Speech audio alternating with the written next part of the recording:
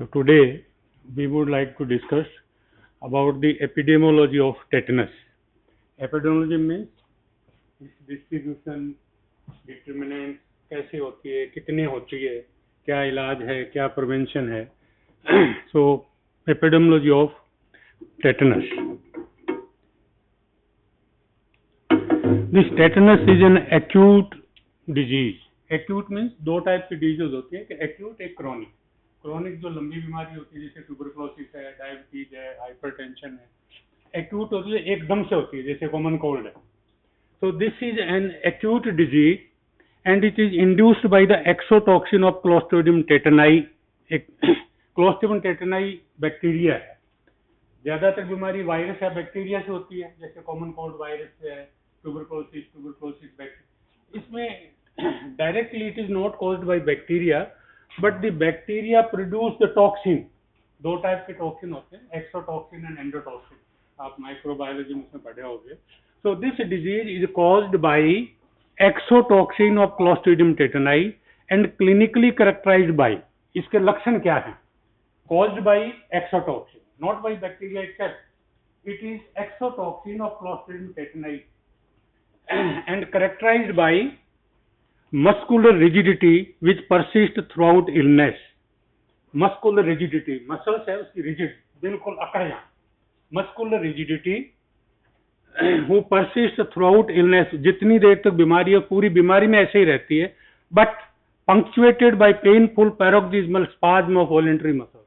बीच बीच में जो voluntary muscle है, दो टाइप की मसल होती है, voluntary involuntary. जो voluntary muscle है उसका बीच बीच में बहुत ज्यादा painful spasm, मतलब रिजिडिटी तो पूरी बीमारी के दौरान रहेगी, लेकिन बीच बीच में वॉलंटरी मसल, हाथ की, पैर की, कमर की, इसमें पेनफुल स्पाज, बहुत दर्द के साथ एकदम से अकड़ जाना. वॉलंटरी मसल स्पेशली कौन कौन सी मसल? वैसे तो सारी वॉलंटरी मसल है, लेकिन स्पेशली कौन कौन सी मसल? मैसेटर्स. मैसेटर मसल ये होती है ना, जाग. Masseter muscles also known as लोकजा.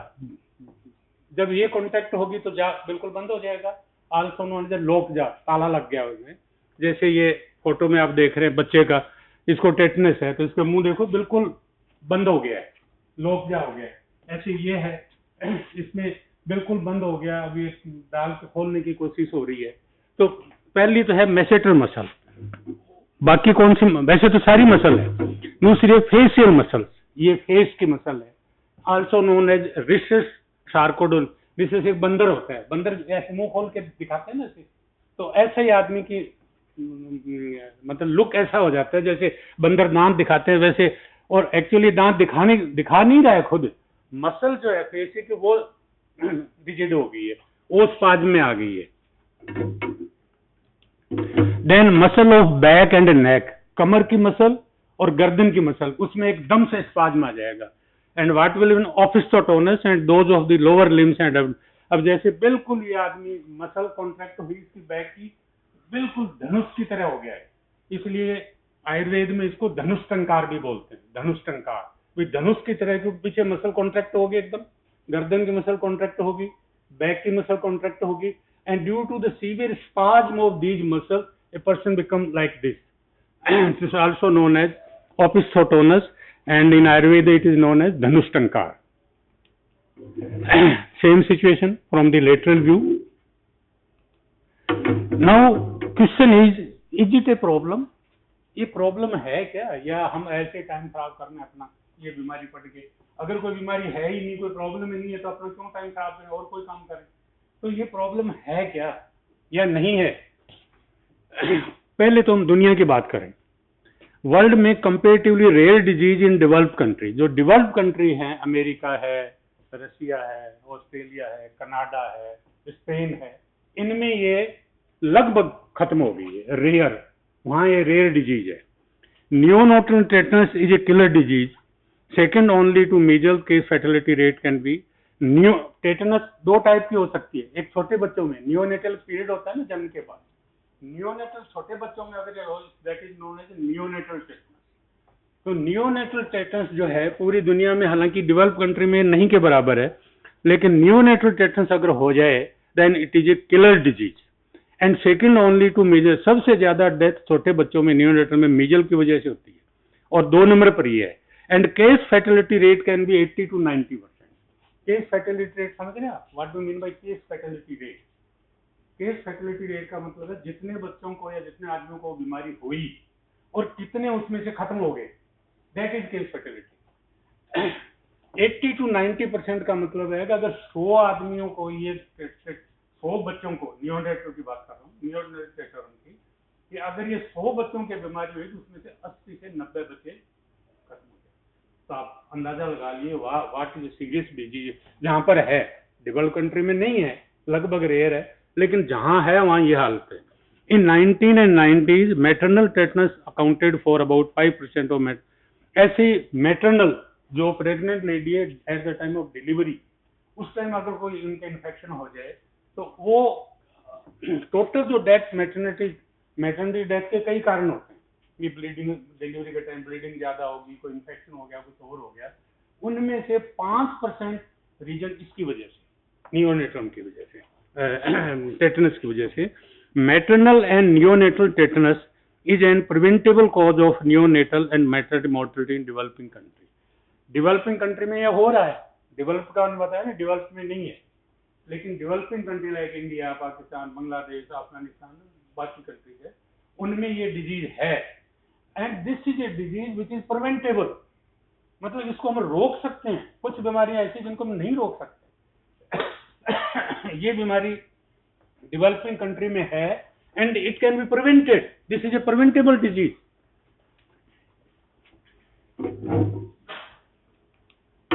42nd World Health Assembly is a part of WHO। 42nd World Health Assembly adopted a resolution to eliminate anti less than per case per 1000 live birth। Neonatal tetanus जो छोटे बच्चों में होती है, 42nd world ये मता पास किया था कि हम 1995 तक 1000 बर्थ के बाद में 1 से कम कर देंगे इसको। मतलब इतनी डाउन कहेंगे, 100 डिलीवरी हुई उसमें से 1 से कम बच्चे को टेटनस नियोनेटल में हो, बाकी को नहीं हो। In 1999 the elimination of maternal tetanus was added to the goals of elimination programme for neonatal tetanus.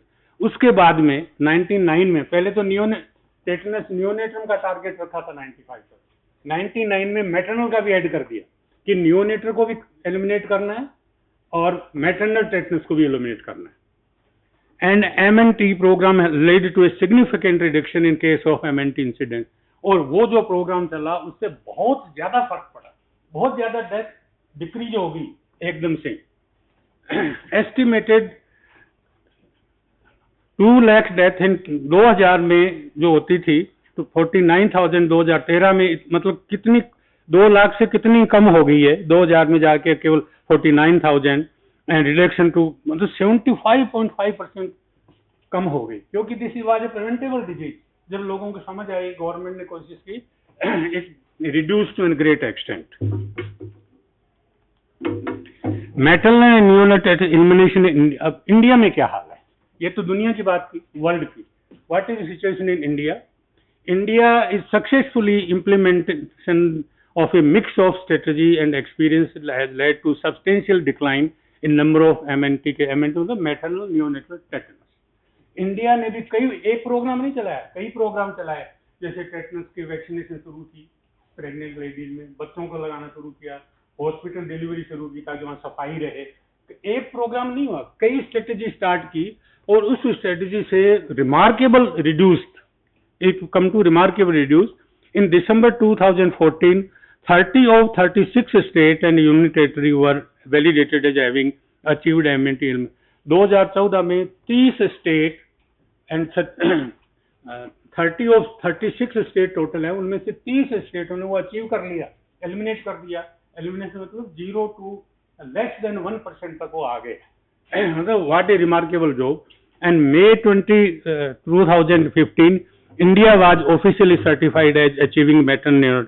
और 2015 में हिंदुस्तान को एक सर्टिफिकेट मिल गया कि हिंदुस्तान ने neonatal tetanus and maternal tetanus has eliminated.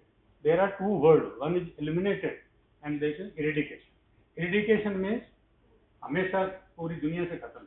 Eliminate मतलब पर्टिकुलर एरिया में खत्म, बाकी अफगानिस्तान पाकिस्तान में हो रहा है, इसलिए पोलियो हमारे यहाँ तो खत्म हो गया है, पाकिस्तान में भी केस हो रहे हैं। So it means polio has been eliminated from India but it has not been eradicated.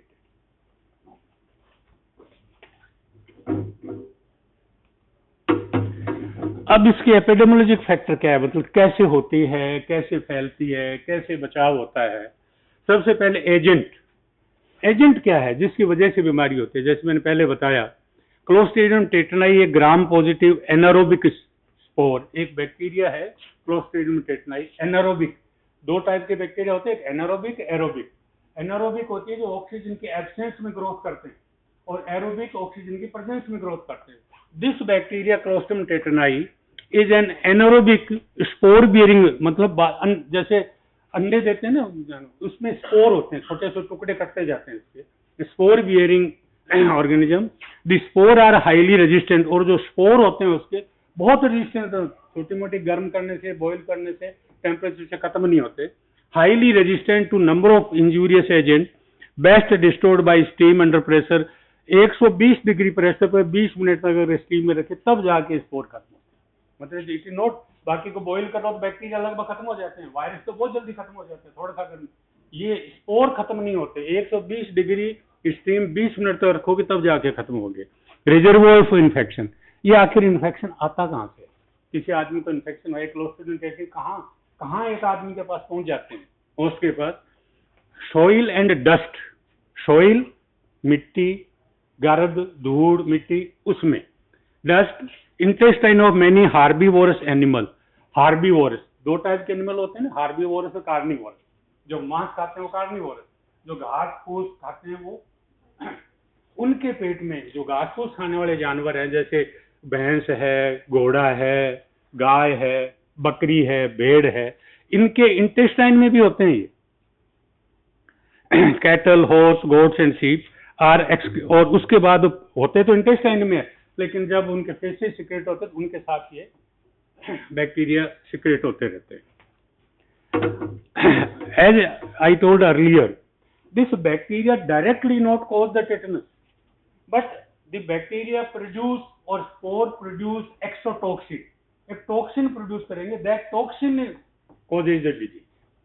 Bacteria not causing, जैसे कॉमन कोल्ड का virus directly cause the common cold, but in this case tetanus is not directly caused by the Clostridium tetani, but the exotoxin produced by this bacteria will cause the tetanus. Act on a 4 area of nervous system, और वो जो exotoxin है शरीर में enter हो गया कहीं से किसी वजह से, वो 4 साइट है जहां पर जो नर्वस सिस्टम है वहां इफेक्ट करेंगे।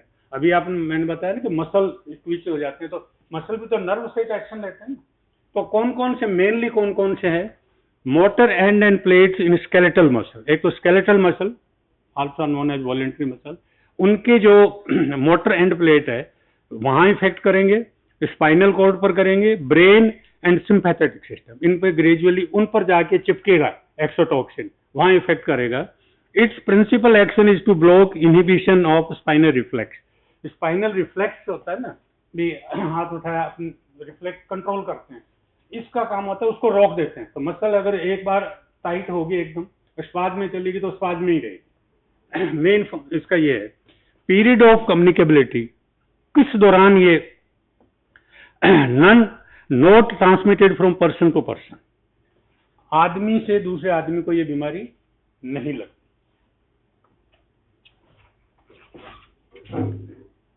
जब आदमी से आदमी को नहीं लगती तो कम्युनिकेबिलिटी पीरियड बीते दिन बाद दूसरे को लग जाएगी, आदमी से तो लगती नहीं है। होस्ट फैक्टर, किसको हो सकती है बीमारी? क्या मुझे हो सकती है, क्या आपको हो सकती है, या किसको हो सकती है? एज, एक्टिव एज, 5 से 40 साल के जो एक्टिव है, जिसमें आदमी घूमता है, फिरता है, खेलता है, कूदता है, काम करता है, खेती का काम करता है, मशीनरी का काम करता है, ज्यादातर उसमें होती है। And neonatal tetanus, infant contact disease at birth when delivered is non aseptic condition. जो नियोनेटल टेटनस है, जो 7-8 दिन के अंदर अंदर हो जाती है, वो उनको एक्सोटॉक्सिन इन्फेक्शन कहाँ से मिलेगा? वो तो बिल्कुल छोटे हैं, अभी तो बाहर निकलते ही नहीं हो, तो फर्श पर भी चलते ही नहीं है, मिट्टी धूल उनके पास कहाँ से आ गई, कहाँ से उनको लग गई? तो डिलीवरी के टाइम अगर डिलीवरी करवाने वाले ने सफाई नहीं, उसके खुद के हाथ में गंदगी लगी हुई है, गोबर लगा हुआ है, और उसी के हाथ से वो डिलीवरी करवा रही है, उसी हाथ से वो जो एम्बलाइकल कॉर्ड काट रही है, वो ये सेप्टिक, वो उसकी वजह से होता है। अदरवाइज जो सोइल और उनमें है ये। Sex higher incidence in male, आदमियों में कंपेरेटिवली ज्यादा है। Female are more expose to the risk of puerperal tetanus. लेकिन डिलीवरी वाला जो मैंने बताया ना, maternal tetanus, naturally delivery ladies को होती है, तो वो बीमारी है वो प्रेग्नेंट लेडीज में ज्यादा है। Male appears to be more sensitive tetanus toxin than female. और ये भी देखा गया है, अगर एक मेल है और एक फीमेल है, दोनों में आप एक्सोटॉक्सिन प्रोड्यूस बॉडी में इंजेक्ट कर दो, तो ये देखा गया मेल ज्यादा सेंसिटिव है, उसको ज्यादा असर होगा उस टॉक्सिन का कंपेयर टू फीमेल। बहुत सारी चीजें हैं जो female is protected by the nature, so many disease. इसीलिए आपको पता होगा ना कि जो लाइफ स्पैन है, एज, वो फीमेल की ज्यादा होती है, मेल की कम होती है, क्योंकि बहुत सारी चीजें हैं, नेचर ने ऐसा कुछ कर रखा है सिस्टम कि female are protected in this way और दैट वे। ऑक्यूपेशन, कौन से धंधे में ये बीमारी ज्यादा होती है? Agriculture workers are at special risk, जो खेतों में काम करते हैं। अभी बताया ना, इसका सोर्स क्या है? मिट्टी, धूल, जानवरों के पेट में, मतलब जानवरों के पेट से बात कैसे हैं, गोबर, मींगने, जो गाय गोबर वगैरह, उनमें ज्यादा होते हैं। जो एग्रीकल्चर में काम करते हैं खेतों में, वो उनके ज्यादा कॉन्टेक्ट में आते हैं। अब मैं सवेरे से शाम तक दफ्तर में बैठा हुआ हूँ, कहीं मिट्टी धूल कहीं नहीं लग रही, कभी गोबर वगैरह मेरे हाथ के पैरों में कहीं नहीं लग रहा, तो आई है वेरी लेस चांसेस, मुझे कहाँ से इन्फेक्शन होगा। लेकिन जो खेतों में काम करते तो रहते हैं मिट्टी में हाथ मारते रहते हैं, मिट्टी साफ करते रहते हैं, गोबर भी उठाते रहते हैं, तो they are more prone to have it. And rural and urban, naturally urban ज्यादा मिट्टी धूल में रहते हैं, तो sorry rural, so incidence of tetanus is much lower in urban, urban में काफी कम है, रूरल एरिया में ये ज्यादा है। इम्यूनिटी, ये किसको नहीं हो सकती, किसको नहीं होगी? इम्यून कौन है? who are immune from this disease. No age is immune unless protected by immunization. अगर टीकों की वजह से उसको इम्यून नहीं कर दिया गया है, प्रोटेक्ट नहीं कर दिया गया है, बाई टेटनस वैक्सीन लगती है ना, टेटनस की वैक्सीन लगा के अगर उसको प्रोटेक्ट नहीं किया गया है, तो कोई भी एज इम्यून नहीं है। छोटे बच्चों को भी हो सकती है, तो बूढ़े आदमी को भी हो सकती है, बस वो टॉक्सिन उसके शरीर में किसी तरीके से पहुंच जाए। किसी को भी हो सकती है, हाँ, अगर प्रोटेक्टेड है then it is. Immunity resulting from 2 injection of tetanus is highly effective and last for several year. 2 injection vaccine के लगते हैं मेनली, और 2 इंजेक्शन ये आपने लगा लिया, हालांकि हम एडवाइस करते हैं हर 5 साल 10 साल बाद रिपीट होता रहे, लेकिन 2 भी अगर लगवा लिए किसी ने, काफी सालों तक, very good, this vaccine is very good vaccine. 2 vaccine की डोज लगाने से ही काफी सालों तक a person will be remain protected. Patient who have recovered from tetanus must be actively immunized. काफी सारी बीमारियां होती है जो एक बार हो जाए तो कहते हैं दोबारा नहीं होती, जैसे मीजल है, चिकन पॉक्स है, यही कहते हैं कि एक बार हो जाए तो फिर दोबारा नहीं होती। इसमें ऐसा नहीं है, एक बार हो जाए दोबारा फिर हो सकती है, इसलिए एक बार किसी को हो जाए तो उसको भी वैक्सीन से प्रोटेक्ट कर देना चाहिए। ये ना सोचे कि इसको हो गई एक बार, दोबारा थोड़ी ना होगी, दोबारा हो सकती है, so that should be protected.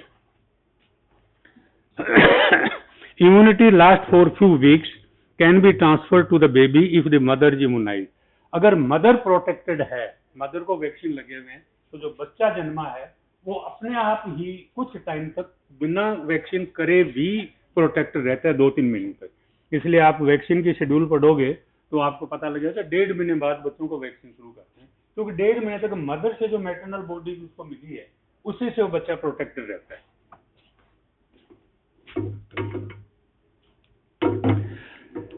Environment and social factor, ऐसा कौन सा माहौल है जिस माहौल में ये ज्यादा होती है?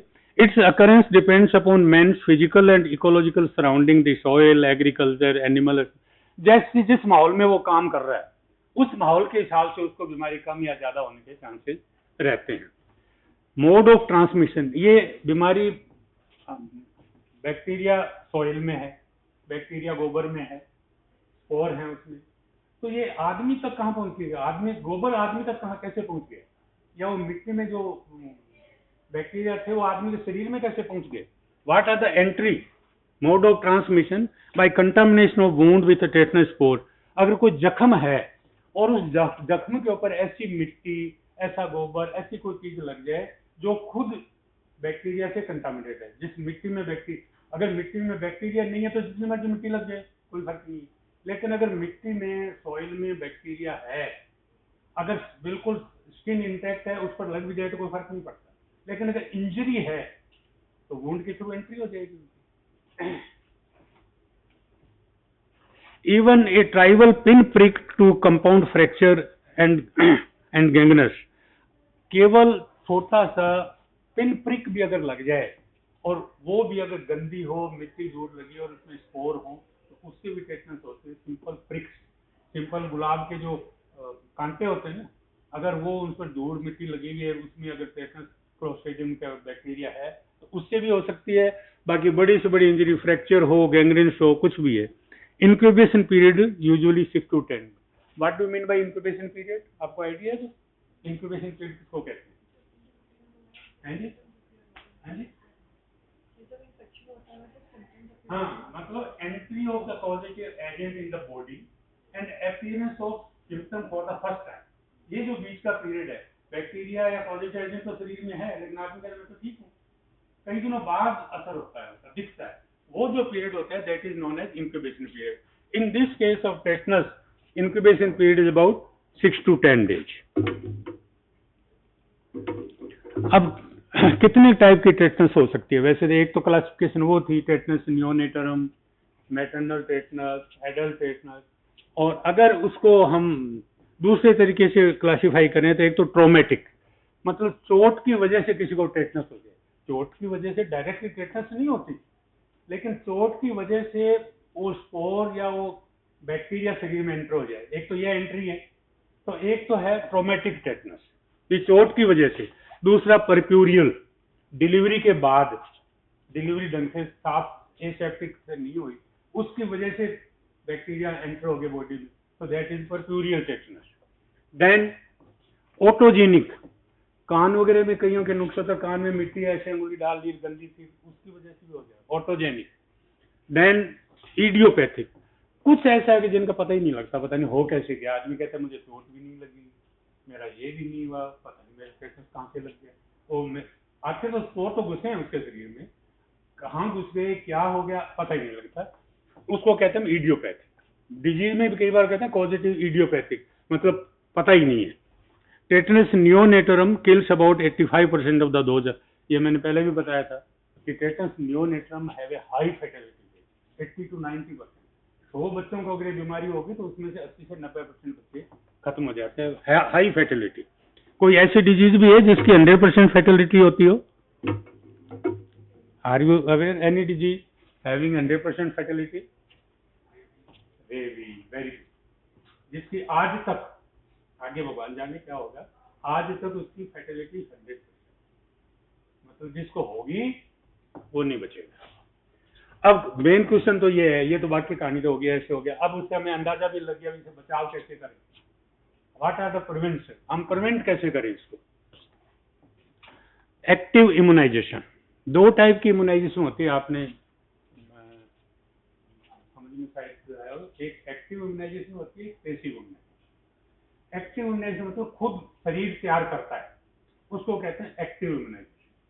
एक होता है पैसिव इम्यूनाइजेशन, शरीर, आपका शरीर कोई मेहनत नहीं कर रहा, आपको रेडीमेड चीज लाके दे देती है। जैसे खाना बनाते हैं ना, एक आदमी तो खुद आटा भी गूंद रहा है, आटा गूंद के फिर रोटी बना रहा है, पसीने पसीने हो रहा है, धुआं हो रहा है, फिर रोटी बनाता है, फिर खाता है, वो है एक्टिव।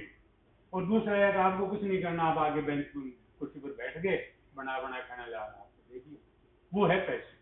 तो इसे इम्यूनाइजेशन भी 2 टाइप के, एक एक्टिव, वो इम्यूनाइजेशन जिसमें शरीर खुद अपने प्रोटेक्शन के लिए एंटीबॉडीज तैयार करता है, और एक वो इम्यूनाइजेशन है जिसको पैसिव बोलते हैं, जिसमें आप शरीर कुछ नहीं करता, रेडीमेड एंटीबॉडीज प्रोटेक्शन उसको दे देते हैं। तो पहले तो है active immunization. This is a combined vaccine, DPT and pentavalent. Combined vaccine मतलब एक ही वैक्सीन में 2-3 वैक्सीन मिला देते हैं इकट्ठे, तो इसलिए नोन है कंबाइंड वैक्सीन। जैसे डीपीटी, डीपीटी का मतलब डिप्थीरिया, बिल्कुल चीज है। एक पेंटावेलेंट, आज 5 और आ गए, उसमें एचडी वगैरह 2 और ऐड हो गए, तो this is a combined vaccine. मतलब सिंगल नहीं है, यूजुअली जैसे मदर को जो लगाते हैं ना प्रेग्नेंट लेडीज को, वो सिंगल होती है, उसमें केवल टेटनस से लगाते हैं, उसमें डिप्टीरिया छोटे बच्चों को होती है तो उसमें डिप्टीरिया वाला पोर्शन नहीं होता ऐसे ही। लेकिन यूजुअली जो एक्टिव इम्यूनाइजेशन हम रूटीन में देते हैं बच्चों को, that is a combined vaccine and monovalent vaccine plain और एडजॉर्ब। मोनोवैलेंट है वो मदर में ऐड करते हैं हम प्रेग्नेंट लेडीज को प्रोटेक्ट करने के लिए, और बाकी में combined vaccine. Combined vaccine 3 doses of DPT pentavalent at intervals of 4 to 8, चाहे डीपीटी लगा रहे हैं चाहे पेंटावलेंट लगा रहे हैं 3 doses, 3 dose at the interval of 4 to 8 weeks, 1 महीने से लेके 2 महीने के फर्क से 3 डोज लगेगी। And starting at 6 week of age, 6 week का मतलब 1.5 महीने का बच्चा जब होगा तब हम स्टार्ट करेंगे। आप कहेंगे जी पहले क्यों नहीं, पहले तो मदर की इम्यूनिटी आई हुई है ना उस बच्चे में, 1.5 महीने तक तो वो प्रोटेक्ट कर लेगी उसको, तो पहले लगाने की इतनी जरूरत नहीं है। बूस्टर डीपीटी एट 18 मंथ, उसके बाद उस चीज को बूस्ट करना है, जैसे कहते हैं ना मॉरल बूस्ट करना। प्रोटेक्ट तो हो गया बच्चा, 3 वैक्सीन लगी, काफी, उस इम्यूनिटी को और बूस्ट करने के लिए जब 18 महीने का हो, मतलब 1.5 महीने की उम्र में तो शुरू किया, 3 डोज लगी 4 to 8 वीक में, और 1.5 साल का जब हुआ तो 1 बूस्टर और लगा दिया। Second booster at 5 to 6 years of age and third booster DPT की नहीं लगाने की जरूरत है, टेटनस टॉक्साइड अकेले की मोनोवैलेंट आफ्टर 10 years, उसके बाद 10 साल बाद ये लगाते रहेंगे। Now as for the monovalent vaccine किसको लगाते हैं? मोनोवैलेंट, ये तो डीपीटी की बात थी जिसमें कंबाइंड वैक्सीन है। मोनोवैलेंट मतलब केवल टेटनस, वो किसको लगाते हैं? Pregnant ladies. उसमें क्या डोजेज शेड्यूल रहेगी हमारी? 2 doses of tetanus toxoid adsorb given at interval of 1 to 2 month, केवल 1 महीने और 2 महीने के इंटरवल से 2 डोज लगा दें। कब लगाएं? तीसरे महीने में लगाएं प्रेगनेंसी के, चौथे महीने में लगाएं, 9वें महीने में, कब लगाएं? The first booster dose, the third in order 1 year after the initial 2 doses. The first booster जो उसको लगानी है प्रेग्नेंट लेडीज को, और या जैसे 10 साल के बाद मोनोवैलेंट लगाते हैं, तो वो उसकी बूस्टर कब लगनी है? That is after 1 year of the initial 2 doses, and second booster after 5 years. After the third dose is required in adult including pregnant women. Developing country में जरूरत है, बाकी दूसरे कंट्री में जरूरत ही नहीं है। Frequent booster must be avoided, bar bar booster लगाना आजकल पुराने जो आजकल एमबीबीएस डॉक्टर ऐसी गलती नहीं करते हैं। पुराने जो आरएमपी टाइप होते थे ना, वो जब भी चोट लगी, आज चोट लग गई टेटनस लगवा लो, महीने बाद फिर चोट लग गई, अच्छा चोट लगी टेटनस लगवा लो, मतलब हर बार टेटनस लगाते रहेंगे। ऐसा नहीं करना चाहिए, इसकी जरूरत नहीं है। कब लगाना चाहिए वो अपने आगे पढ़ेंगे, लेकिन बार बार नहीं लगाना चाहिए, इससे नुकसान भी हो सकता है। दूसरा है पैसिव इम्यूनाइजेशन। इसमें तो बॉडी पर वैक्सीन लगाएंगे तो बॉडी तैयार करेगी एंटीबॉडी। पैसिव मतलब बॉडी को कुछ नहीं करना है। पैसिव इम्यूनाइजेशन कब करते हैं? टेटनस में भी करते हैं, और भी बीमारियां हैं, रेबीज में भी पैसिव इम्यूनाइजेशन होती है। जब हम देखें कि हमारे पास टाइम बहुत थोड़ा है, active immunity takes time to develop. आज वैक्सीन टेटनस का लगाया, आप लोग शाम को मैं प्रोटेक्ट हो जाऊं, नहीं होगा। 3 डोज लगेगी, 3 महीने निकलेंगे तब प्रोटेक्ट हो, टाइम लगता है। अगर ऐसी हालत हो जाए तो हमारे पास टाइम ही नहीं है, फिर क्या करें? एक्टिव वाले पर तो भरोसा नहीं कर सकते, तो उस टाइम हम पैसिव इम्यूनाइजेशन, जैसे हमें खुद को पता लग गया तो जख्म हुआ है, मिट्टी धूल गोबर लगा है, उसमें 99% चांसेज है कि टेटनस के स्पोर जरूर होंगे, मतलब 99% चांसेज हैं टेटनस होने के। अब उसने एक्टिव का इंतजार करे तो हो गया काम। उसमें फिर हम पैसिव इम्यूनाइजेशन, ऐसे केसेज में पैसिव इम्यूनाइजेशन दे देते हैं। क्या देते हैं? Doses for all age is 2 type के होते हैं ये। एक होती है ह्यूमन टेटनस हाइपर इम्यूनोग्लोबुलिन, जो ह्यूमन बीइंग पर तैयार होती है।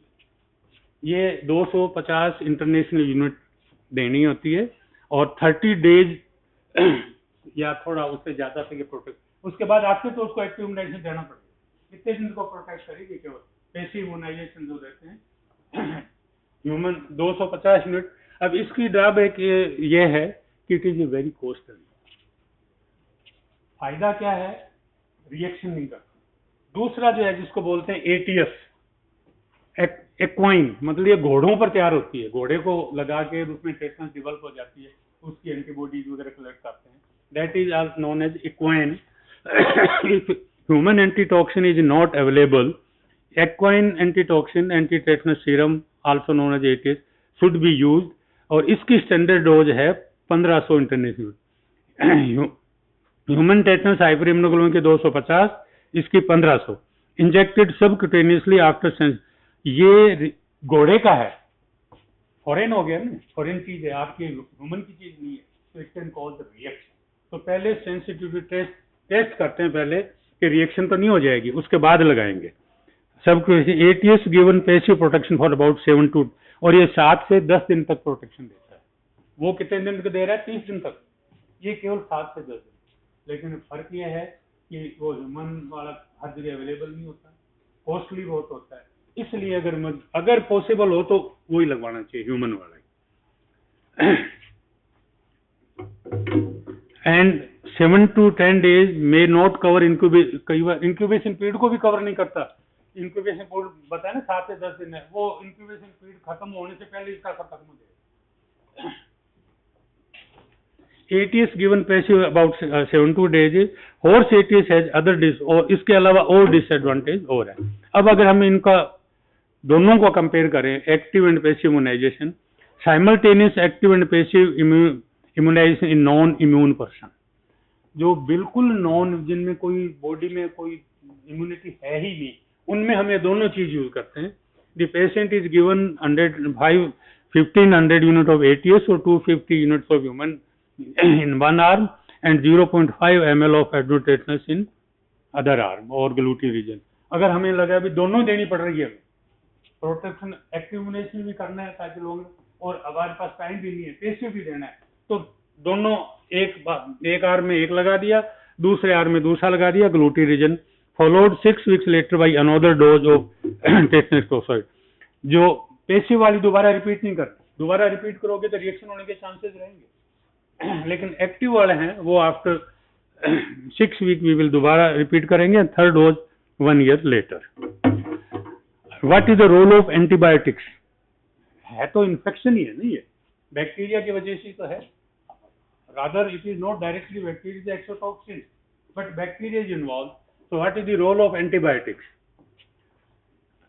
For non immune who sustained injury, antibiotic are indicated in the prophylaxis against. अगर नॉन इम्यून है, पहले उसको टेटनस की वैक्सीन नहीं लगी, पहले लगी भी है कोई चिंता नहीं, अगर नॉन इम्यून है, पहले प्रोटेक्ट नहीं है, उसको एंटीबायोटिक प्रोफाइलैक्सिस जरूर दे देनी चाहिए। A single intramuscular injection of 1.2 mega unit of long acting penicillin. Long acting penicillin आजकल बहुत कम यूज करते हैं, लेकिन लॉन्ग एक्टिंग पेनिसिलिन, पेनिड्यूरा वगैरह नाम से, दैट इज यूज।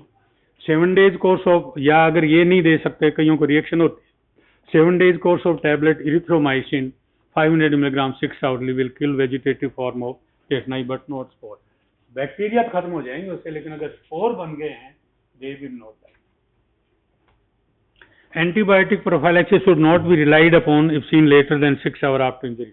अगर इंजरी के 6 घंटे बाद हमारे पास मरीज आया है तो इस बात का भरोसा मत करो कि एंटीबायोटिक हमने दे दी है, अब हमें कोई चिंता नहीं। 6 घंटे से पहले अगर आपने एंटीबायोटिक दे दी है, आप रिलाई कर सकते हैं कि ये आदमी प्रोटेक्ट हो जाएगा, अदरवाइज नहीं होगा, उसके लिए तो फिर सीरम या ग्लोबुलिन वो ही देना होगा।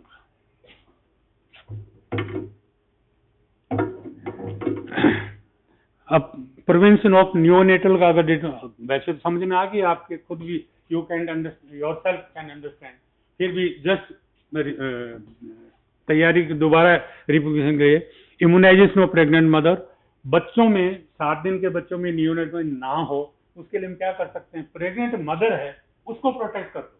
अगर उसको आपने प्रोटेक्ट कर दिया तो जो बच्चा है 7 दिन का बेशक गंदे हाथ से भी अगर डिलीवरी होगी तो भी वो प्रोटेक्टेड रहेगा। तो बच्चों का तो यह है कि मदर को प्रोटेक्ट कर दो। क्लीन हैंड्स, डिलीवरी साफ हाथ से कराओ, clean delivery surface, clean blade to cutting cord, clean tie for cord and no application of cord stump. और कॉर्ड स्टम्प पर कुछ ना लगाओ। आप कहिए कॉर्ड स्टम्प पर क्या लगाते हैं, आप यकीन नहीं करोगे, कई जगह मैंने देखा है, या सब इन पंजाब, बॉर्डर ऑफ हिमाचल प्रदेश, वहाँ पर दाइयाँ जो गांव में पहले, अब तो नहीं है, अब तो हॉस्पिटल डिलीवरी होने लग गई, वो कोड काट के गोबर लगा देती थी उस पर। अब गोबर में तो टेंशन और ज्यादा होती है, तो ऐसा कहते कुछ नहीं करना, कुछ नहीं लगाना। ये चीजें अगर हम ध्यान रखें तो नियोनेटेशन तो काफी हद तक कंट्रोल हो जाएगी। अब ये है कि इंजरी होगी, किसको टेटनस टॉक्सोइड लगाना चाहिए, किसको पैसिव इम्यूनिटी देनी चाहिए, किसको नहीं देना चाहिए। तो मैंने ये भी कहा कि बार बार टेटनस नहीं लगवाना चाहिए, तो भाई कब लगवाएं, कब ना लगवाएं। इसके लिए अगर हम इंजरी को पहले तो उस आदमी का ये देखें कि उसका इम्यूनिटी कैटेगरी क्या है। ए कैटेगरी वो है जो complete course of tetanus toxoid with in past 5 year, पिछले 5 साल में अगर किसी को पूरी वैक्सीनेशन की डोज लगी हुई है, वो ए कैटेगरी हो गई। दूसरी B category, complete course of toxoid more than 5 years and less than 10 years, पिछ 5 साल से ज्यादा पीरियड हो गया लेकिन 10 साल अभी पूरे नहीं हुए, उसको पूरे वैक्सीन किए हुए।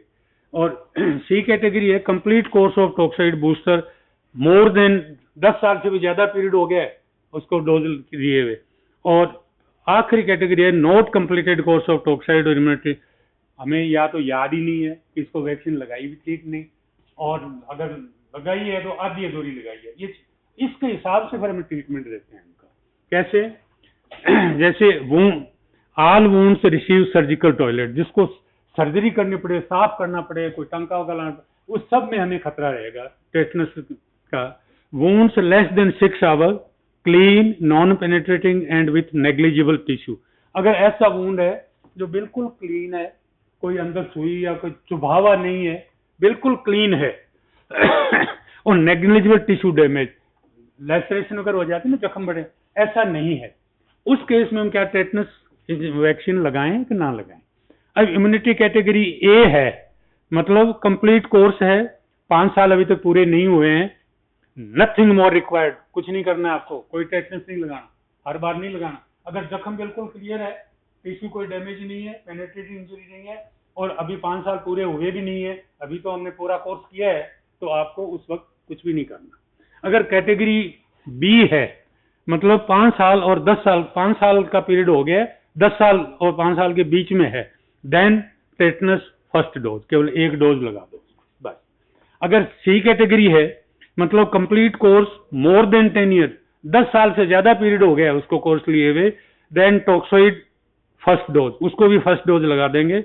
और अगर डी कैटेगरी है कि हमें पता ही नहीं है कि इसको वैक्सीन लगी भी है कि नहीं लगी है, तो भी पता नहीं 10 साल के ऊपर हो गया, उस पर पूरा कोर्स टेटनस के दोनों डोज भी लगाओ, उसके बाद बूस्टर भी लगाओ। ये तो है वूंड अगर बिल्कुल सिंपल है। तो अगर वूंड कॉम्प्लिकेटेड है, अदर वूंड्स कॉम्प्लिकेटेड है, मिट्टी भी लगी, धूड़ भी लग गई, उसमें जख्म काफी बड़ा है, हड्डी बाहर निकल गई, फ्रैक्चर हो गया, उसमें क्या करें? अगर ए कैटेगरी का है, मतलब अभी 5 साल हुए नहीं है, कंप्लीट कोर्स किया हुआ है, नथिंग मोर रिक्वायर्ड, उसमें भी कुछ नहीं करने की जरूरत। अगर बी कैटेगरी है, मतलब 5 और 10 साल के बीच का पीरियड है, 1 डोज लगा दो। अगर सी कैटेगरी है कि 10 साल से ऊपर का टाइम हो गया, फिर उसको 1 डोज टॉक्साइड का भी लगाओ और पैसिव इम्यूनिटी का भी लगाओ। और अगर डी कैटेगरी है जिसका कोई आइडिया ही नहीं है, उस केस में टॉक्साइड का पूरा कोर्स करो, दोनों डोज लगाओ, और साथ में पैसिव इम्यूनिटी सीरम या ग्लोबुलिन भी देना है। तो ये जो चार्ट है, दिस इज मोस्ट इंपॉर्टेंट आप लोगों के लिए, प्रैक्टिकल लाइफ के लिए। आपको लोग पूछने आते हैं चोट लगी है जी, टेटनस लगाऊं क्या? अगर वुंड साधारण है या साधारण नहीं भी है, 5 साल से पहले आपने, अभी ज्यादा पीरियड नहीं हुआ है, 5 साल पूरे निकले भी नहीं है आपको, तो आपको टेटनस की बार बार लगाने की जरूरत नहीं है। तो ये चार्ट जरूर आप याद रखें, आपकी बुक में दिया हुआ है, इसको आप थोड़ा समझ लें अच्छी तरह से। इसी के साथ एक दूसरा टॉपिक दिया हुआ है मुझे, trachoma. This was all about tetanus. Trachoma ज्यादा पढ़ने वाली जरूरत नहीं है। This is an conjunctival infection of eye का इन्फेक्शन है, क्रोनिक इन्फेक्शन। जैसे ये बताया ना मैंने, this was acute infection, while trachoma is a chronic infection of the conjunctiva and cornea caused by ये क्लोस्ट्रिडियम में अंडरगो स्पॉन्टेनियस रिजोल्यूशन, और अपने आप ठीक भी हो सकता है, में प्रोग्रेस और कंजक्टिव स्कारिंग होने से ये बाल ये अंदर मुड़ जाते हैं, बाहर हो जाते हैं, कॉर्निया की अल्सर हो सकती है। सिग्निफिकेंट, अब ये सिग्निफिकेंट डिक्रीज हो गया हिंदुस्तान में, और मैं कह सकता हूँ कि लगभग it has been eliminated significant depression due to, उसके कई कारण है। सैनिटेशन इंप्रूव हुआ, पहले धुएं में काम करती थी औरतें, मिट्टी गर्द धूल बहुत उड़ता था, उसकी वजह काफी सारे फैक्टर हैं जिसकी वजह से लगभग ये कंट्रोल हो गया है, but still responsible for 0.2 of visual impairment on blindness अभी भी है। When we were the student of primary school, हमें याद है क्लास में आते थे, वो क्लोरोमाइसिन की ट्यूब होती है ना आंख में डालने वाली, हर बच्चे के आंख में डालते, हर, क्योंकि उस टाइम बहुत ज्यादा था ये ट्रोकोमा, अब तो लगभग खत्म है। तो trachoma, in my opinion, it has been near about eliminated at least, and so I am not giving much importance to it.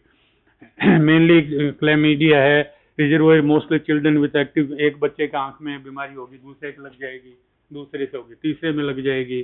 Source of ocular discharge, आंखों से जो पानी निकलता है उसकी वजह से। Communicability in as long as active lesion, as ज्यादातर 2 से 5 साल के बच्चों में ज्यादा होती है, दोनों सेक्स में इक्वल है, ओल्डर फीमेल में भी मोर है। प्रो डिस्पेजिंग है, direct sunlight, dust, smoke, kajal, surma, these are the things. अप्रैल मई में ज्यादा, या जुलाई से सितंबर में ज्यादा। उस टाइम क्या है कि मक्खियां बहुत होती है, तो एक आंख में किसी को तकलीफ आ, यहाँ के बैठ गई, उसका सेक्रेशन में गया, दूसरे के चेहरे पर बैठ गई, तो इन दिनों में ये ज्यादा है। Associated with poor quality of life, mode of transmission eye to eye, incubation period 5 to 12 days, control erythromycin mass treatment वगैरह करते हैं। अब ज्यादातर ये लगभग नहीं के बराबर ही है क्योंकि इन दिनों में हमने कोई ट्रोकोमा का केस देखा ही नहीं है। ऑप्थेल्मोलॉजी में आप ऑप्थेल्मोलॉजी क्लास